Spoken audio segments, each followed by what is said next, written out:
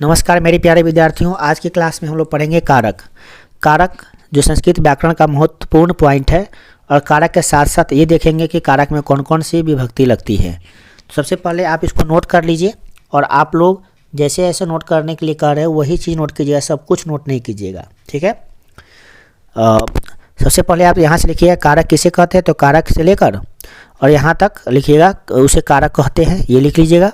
एक और परिभाषा नीचे दिया हुआ है, संस्कृत वाला छोड़ सकते हैं, कोई दिक्कत नहीं है। किसी वाक्य में क्रिया में है ना, यहाँ से लेकर और इसे कारक कहते हैं। तो दो दिया डेफिनेशन, यहाँ से कारक का डेफिनेशन लिख लीजिएगा। संस्कृत में लिखना है तो एक ऊपर लिख लीजिएगा, बस हो गया। ऊपर वाला या नीचे वाला, कोई दोनों में से कोई एक लिख लीजिए, ठीक है। ये सब नहीं लिखेंगे, सॉरी ये सब नहीं लिखेंगे, डायरेक्ट यहाँ पे आएंगे। इस तरह ये है ना 6 कारक हैं, ये लिखिएगा सिर्फ कर्ता कारक, कर्म कारक, कर्ण कारक, संप्रदान, अपदान और अधिकरण, ये लिख लीजिएगा। और ये सब जो देखा ना बीच में, ये सब आपको नहीं लिखना है, ठीक है। ये सब समझाने के लिए है, जब समझाने वाला वीडियो डालेंगे तो उसमें देख लीजिएगा, ठीक है। अब यहाँ से लिखिएगा क्या, कर्ता कारक किसे कहते हैं। तो कर्ता का परिभाषा लिख लीजिएगा, दिया हुआ है। क्रिया को स्वतंत्र रूप से करने वाले को कर्ता कहते हैं। अभी हम समझा नहीं रहे, सिर्फ लिखने के लिए बता रहे हैं, ये लिख लीजिएगा। यथा मतलब ये यथा मन होता है जैसे, जैसे ये लिख लीजिएगा, क्लियर है। कर्म कारक का परिभाषा, उसका उदाहरण जैसे लिख लीजिएगा, यथा। फिर कर्ण कारक का भी परिभाषा और उसको यथा लिख लीजिए, ठीक है। संप्रदान कारक का भी परिभाषा और यथा लिख लीजिए। यथा में आप ज़्यादा नहीं लिखिएगा, बस यहीं तक लिखिएगा। वागीश मित्रे लिखेनी ददाती, इस वाक्य में मित्र को लेखनी दी जा रही है, अतः मित्र सब, हाँ ये सब लिख सकते हैं, ठीक है। हाँ ये सब लिखना है। अपादान कारक का भी परिभाषा और उदाहरण लिख लीजिएगा। अधिकरण कारक का भी परिभाषा उदाहरण, संबोधन का भी आप लिख लीजिएगा परिभाषा उदाहरण। इस प्रकार से यहाँ तक आप लिखिएगा, बस हो गया। इतने ही तक लिखना है आपको।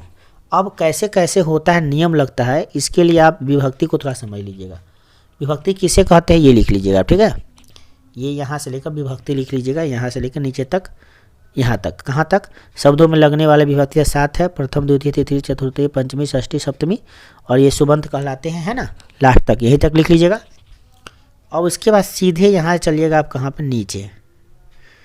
पहला क्या है, प्रथम विभक्ति, ये लिखिएगा। कर्तृवाच्य में, कर्ता में, कर्मवाच्य में, कर्मण में और प्रथम विभक्ति लगती है, तो ये लिख लेना है आपको। इसका उदाहरण लिख लेना है, और ये उसका व्याख्या लिखा हुआ ये भी लिख लेना है, मतलब ये पूरा लिख लेना है, ठीक है। इसके बाद सीधे चलिएगा आप द्वितीय विभक्ति में।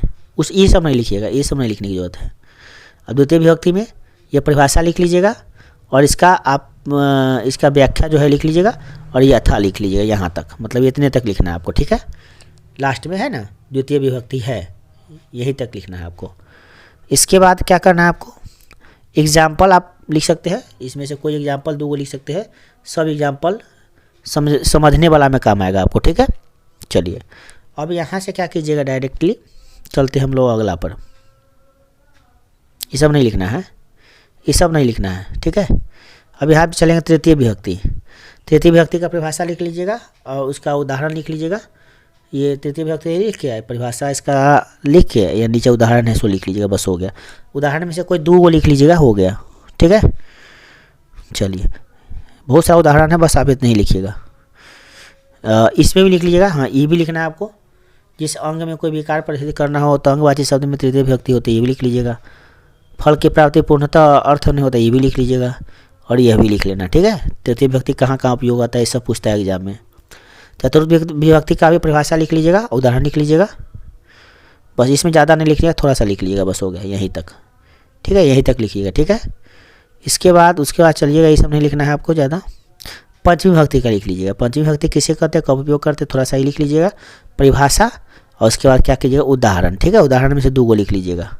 फिर यहाँ पे ये लिख लीजिएगा जहाँ से कोई व्यक्ति वस्तु से अलग होती है, फिर इसका लिख के 2 उदाहरण, ठीक है। इस तरह से होता है। हाँ फिर ई लिख लीजिएगा, निम्न अवयवों में योग से पंचमी विभक्ति होती है, तो ये लिख के फिर 2 लिख लीजिएगा उदाहरण, ठीक है। उदाहरण 2 लिखे तो कोई बात नहीं है, उदाहरण बहुत सारा है इसमें। फिर षष्ठी विभक्ति लिख के 1-2 उदाहरण, फिर यहाँ पे 2 लिख के फिर 2 उदाहरण, फिर ये 2 लिख के 1 उदाहरण था, ये भी लिख के 2 उदाहरण, ठीक है, बस इतना ही। फिर सप्तमी विभक्ति लिख के फिर 2 उदाहरण, फिर ये पॉइंट दिया है डॉट डॉट करके, ये भी लिख के 1 उदाहरण दे लिया। ये सब लिखना है आपको, ये सब लिखना है, ये सब लिखना है, ये सब लिखना है, ये सब लिखना है, ठीक है। बस यहाँ इसमें जो है ना, अब जैसे कि इसमें बहुत सारा उदाहरण दिया हुआ है, इसमें 2 गो लिखिए, कोई ऊपर वाला ही लिखिएगा, कोशिश कीजिएगा, क्योंकि यही समझाएंगे। लिख लीजिए, इसके बाद क्लास में समझा देंगे, उसके बाद आप कहिएगा तो इस पर वीडियो ही बना देंगे।